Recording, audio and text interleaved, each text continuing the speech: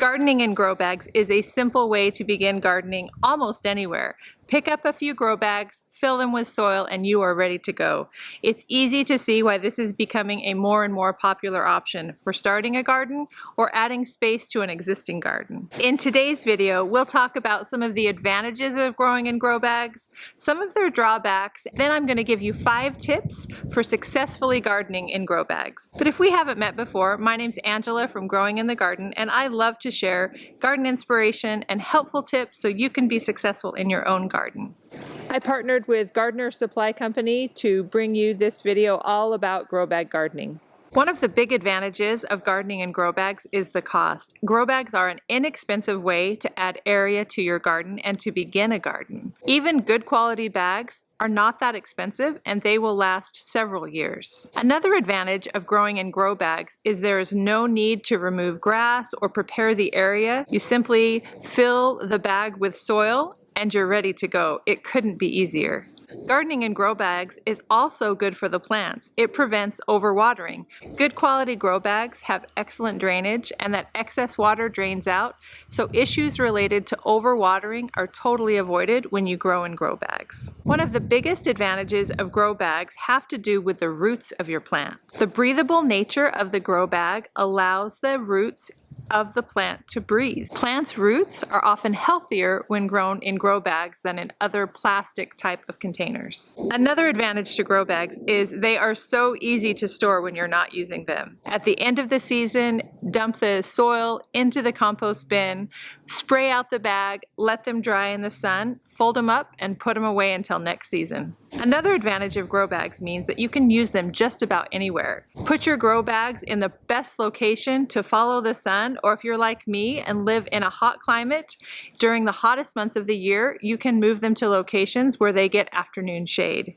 Another advantage of grow bags, especially the lighter colored grow bags, they tend to heat up less than the same containers made of plastic, and especially dark plastic. One of the disadvantages of grow bags has to do with watering. Because they are breathable and that water drains out, it means that grow bags are going to require more frequent watering than other types of containers, and plants grown in grow bags can dry out a little bit quicker than plants in other types of containers. One other disadvantage of grow bags is once those larger grow bags are full of soil, they can be really heavy. Be extra sure of the location before you fill it with soil because it can get really heavy and it can be hard to move. Now that we've talked about some of the advantages and disadvantages of growing in grow bags, I'm going to give you 5 tips to help you be successful. The first tip is to choose a type of plant that grows well in a container. Plants that do well in other types of containers will typically grow well in a grow bag. Some of my favorite crops that grow really well in grow bags are potatoes. Other plants that do really well in grow bags are plants like cucumbers, eggplants, basil, radishes, beets, carrots, lettuce, peppers, Swiss chard. They even have fun grow bags specifically for growing strawberries that have lots of pockets. It's so fun to add strawberry plants to those strawberry grow bags.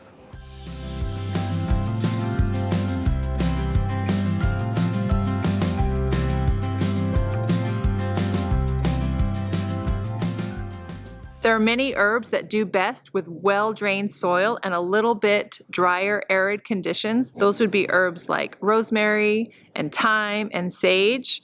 They are a great choice for growing in grow bags. My second tip is to use a self-watering type of grow bag with those extra thirsty vegetables like tomatoes and squash. They will be much happier if they have regular access to water, and when they're grown in a regular type of grow bag, they can often dry out too quickly.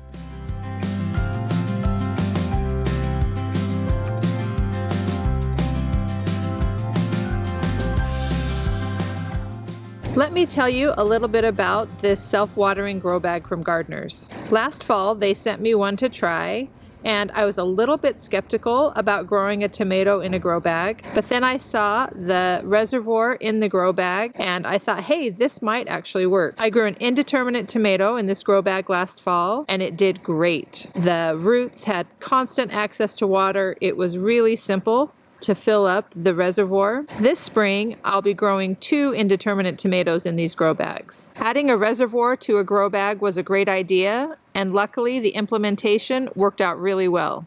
Another thing to think about with some of those climbing crops like cucumbers and eggplants and tomatoes is to put some kind of a trellis or vertical structure in the bag at the time of planting.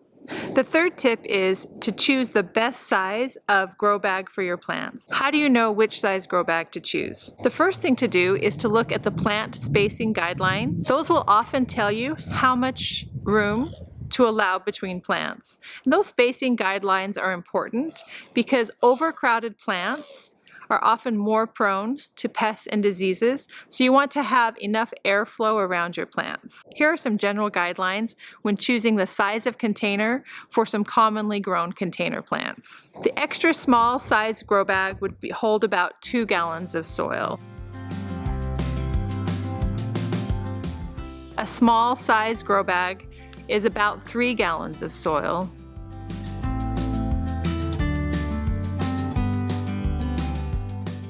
And a medium grow bag holds up to 5 gallons of soil.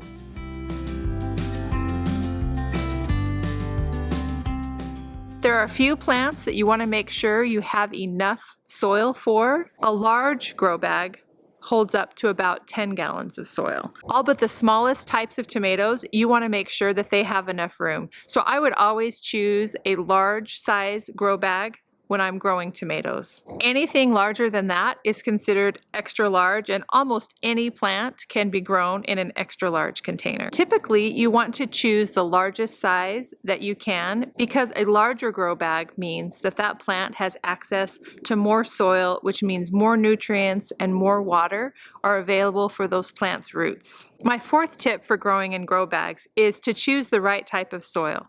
Regular garden soil is too heavy for grow bags and it will become compacted. I use the same mix that I use in my raised beds, which is a mixture of compost and vermiculite and either peat moss or coconut coir mixed together. That combination is just right for grow bags. It provides air and moisture and nutrients for the roots. Look for a bag mix that has a mixture of those ingredients or mix your own together and add them to your grow bags. Fill those grow bags all the way up with soil to take advantage of all the room inside that grow bag for the roots of your plants. My fifth tip for gardening with grow bags is to put the grow bag in the right location. One of the big advantages of grow bag gardening is that you can put these grow bags almost anywhere. So you want to choose the best location for the time of year that you're growing and the crop that you're growing. A spot that gets between 6 and 8 hours of morning sun with a little bit of afternoon shade is ideal for growing just about all fruits and herbs and vegetables. Place your grow bags where they're going to get enough sunlight.